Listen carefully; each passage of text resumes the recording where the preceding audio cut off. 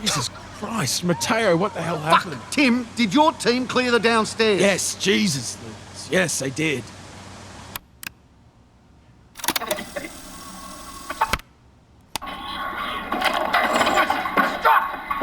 Stop it!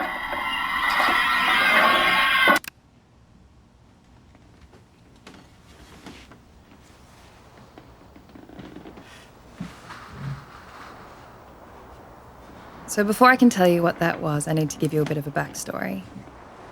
Oh, my name's Leyna Canary, by the way. Hi. Thanks for listening to this. I guess I'll get right into it. So about 9 months ago, I inherited my family house.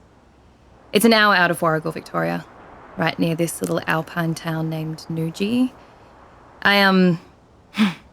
I also inherited my parents' savings, so I suppose you can probably figure that they both passed. I had actually only moved out a year before, so it was weird coming back to find everything exactly as it was. Like my bedroom and theirs just empty. Yeah, that was weird. And things get smaller as you grow, but I step through that door and the place feels huge, like a void or like a black hole. Either it's grown or I've shrunk. And it takes some time, but I eventually start going through everything, and that also takes some time. And like I said, this place is huge. You wouldn't believe how much can slip through the cracks.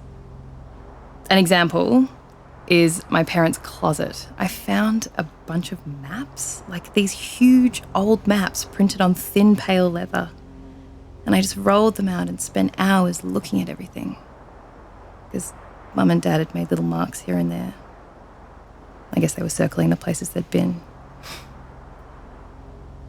And by then I hadn't even started on the attic. Yes, this fucking attic. So every family kind of has that space, they throw stuff into, like old carpets and photo albums and books, and everything just gets eaten up and it never gets full. When we lived in the UK, it was the basement. Here, it's the attic. And to be honest, I was kind of daunted by the idea of going up here. But look, if there's one thing I have right now, it's time. And oh my God, you wouldn't believe how packed it was. It still is. I've been up here for a week, and even now, sitting here recording this, I can barely move. But making space is going to have to wait because, as you heard, I found something. And unlike all the other stuff, I can't make sense of it. So I guess I'm hoping that you can.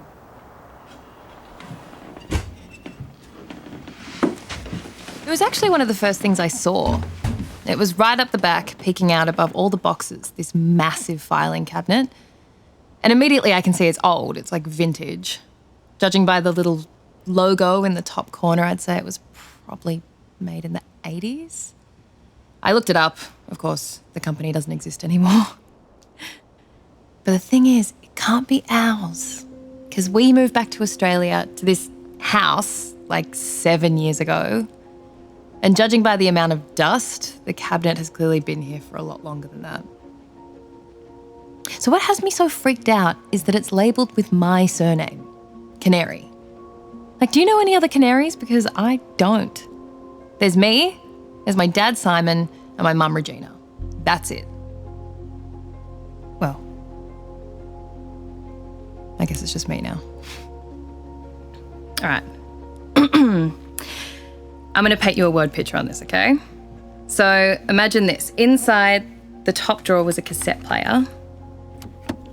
Then the middle's packed full of sealed manila folders. The bottom drawer's locked. So each folder has a date. They're packed more or less chronologically. The first is labelled with the 2nd of the 5th, 1994 site report. And that's the only one that I've opened. Inside I found the cassette with the same date. Yeah. So by now you can probably guess where I'm going with this. What I just played for you was that cassette, or just little bits from it. And trust me, it gets a whole lot weirder. Yeah. Listen to this. This is the daily site report for the Bruckner Avenue demolition. Speaking is on-site manager Leyna Canary. Listen, I know these are usually only a minute or two long, but damn it, after the shit pulled today, I want to get everything on record. Considering it's highly likely you'll all see my ass in court, I'm making my own copy as well. And if you're listening, Doreen, save the bloody tirade. I'm not changing my mind. So, the site's a 7-storey commercial building in some bushland just off Westdale Industrial Park. The job's main hazard is a subterranean pedestrian tunnel leading from the lower foyer to the site's shared car park, right underneath the A20. It means extensive pre-dem surveys in and around the tunnel as well as the building itself. Obviously, I'm not going to be the buffhead responsible for accidentally collapsing a 15-foot trench through the Hume motorway. So I arrive on site just after 3. Our blokes are already at it. Early days, of course, so the main crew are inside running hazardous material surveys on the upper floors. You can see them appear in the windows now and then, all masked and zipped up like spacemen. Haz team works from bottom to top and they've informed us the tunnel is clear. Hang on. Yeah, I have it here on tape. All things considered, it's important there's proof I'm not culpable.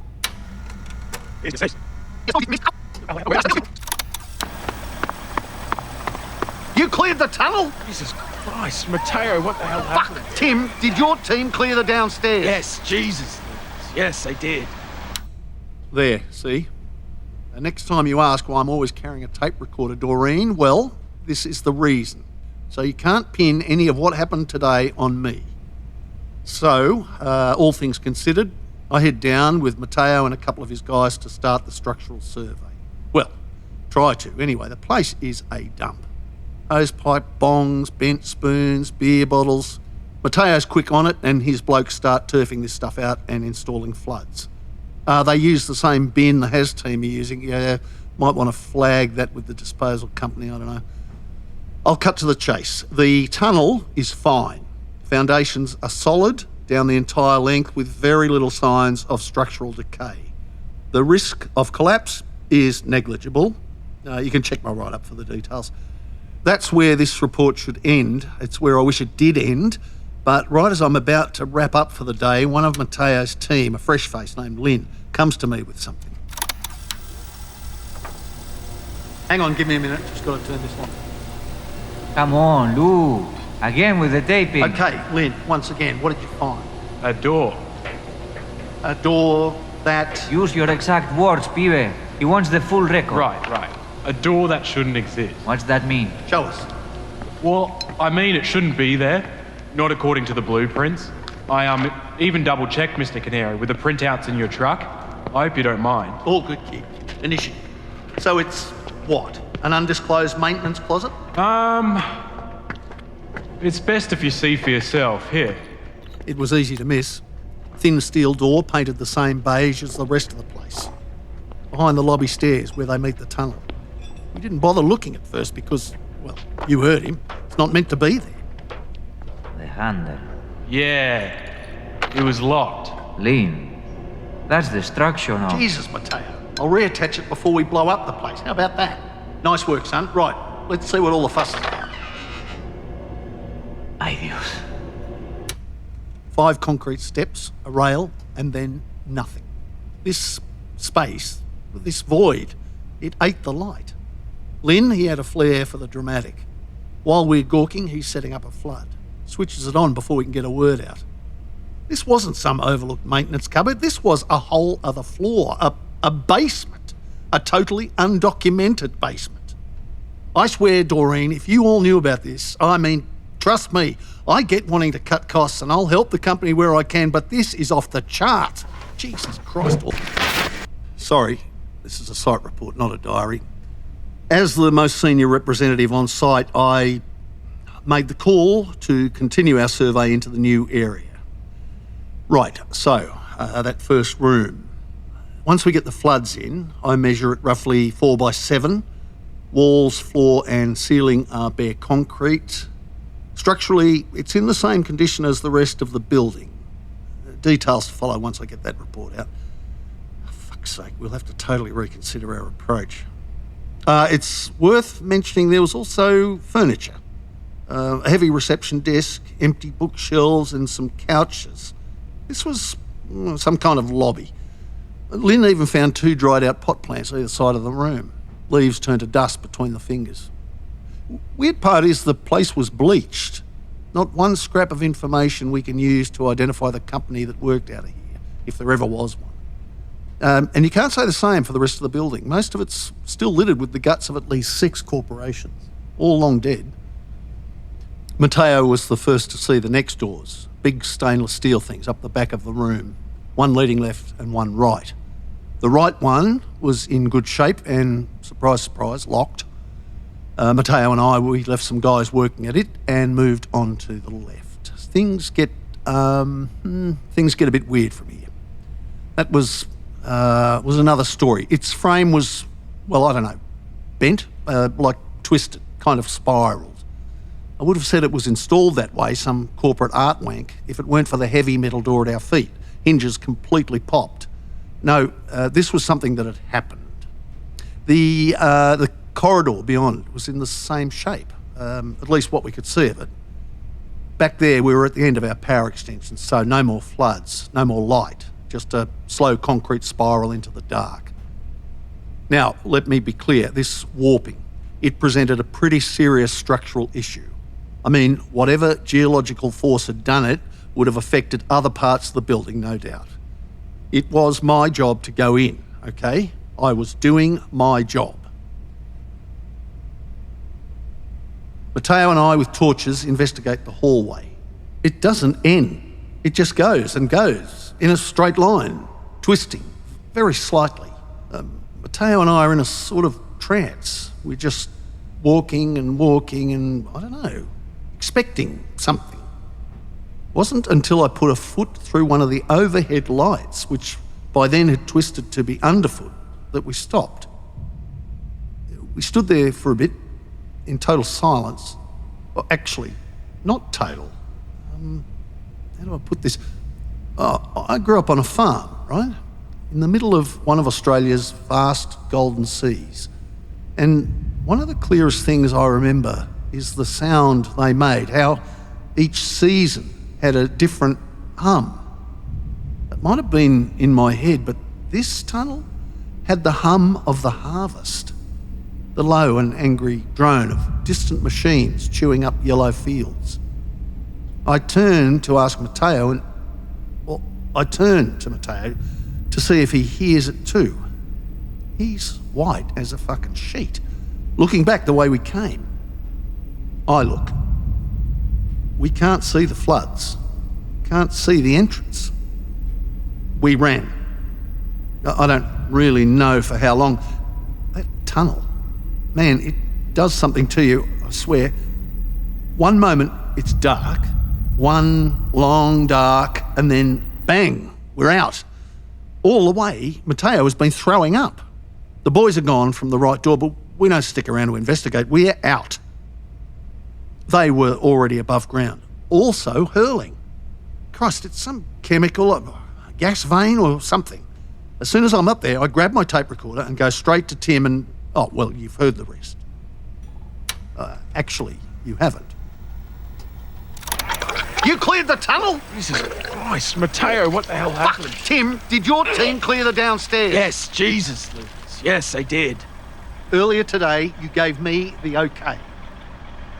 Tim? Yeah. No, I gave the okay. Okay. Okay. Yes. Yes, you did. Matteo, are you all right, man? Matteo? Yes, I'm fine. What the hell happened down there? Down where? In the tunnel. Tunnel. Matteo, come on, man. I don't know what you're saying about Tim. Okay. Okay, pack it up. We're done here for now. Tim, Yeah? Yeah, huh? get your team offside immediately. You too, Matteo. Listen, after I drop this off tomorrow morning, I'm going to go back to the site and lock it down. Make sure no one heads inside, especially Matteo. I don't care if you feel differently. It ain't safe to continue until I get some answers. Fucking hell! Who's there? Matteo. Matteo, hey. Jesus, amigo, you scared the shit out of me. You okay, bud? Oh my God! Stop! Stop it! Hello? Hello, I need the police. Yeah. So I don't know what any of that meant. And I certainly don't know who Lucas Canary is. That name means fucking nothing to me. I don't know why I'm even doing this.